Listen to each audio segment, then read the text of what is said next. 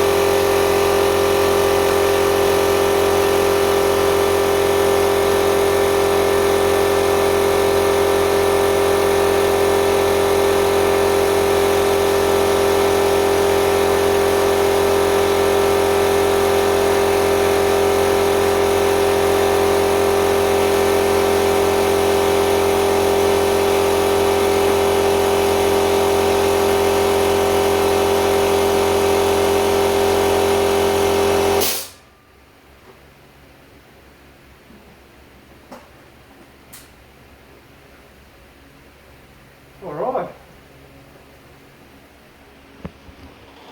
the last coat. Don't know how this is going to show up.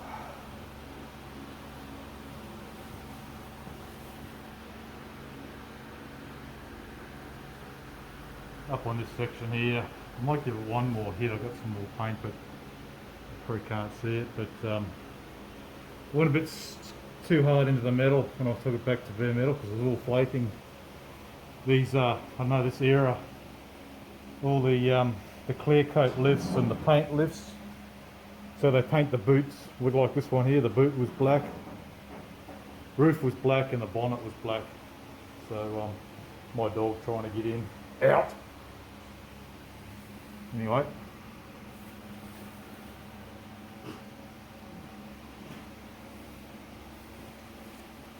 as I said before, I'm no expert, but have painted bits and pieces in the past. And big heads up, or thumbs up, sorry, to the gunman.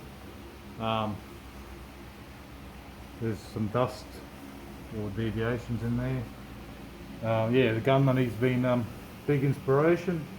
Get out there and paint some shit. Yeah, so he's pretty good. He's like a good Aussie, and just doesn't talk it up, tells it how it is, and doesn't overcomplicate things, because as I've learnt, this is extremely complicated to do. the different variations of painting, and this is just the basics. And a good friend of mine, Mark, he's got his own restoration shop. Big shout out to him too. He's given me a lot of inspiration and help as well, so that's it. It's got some orange peel, but yeah, it's almost the end of so-called winter here in North Queensland.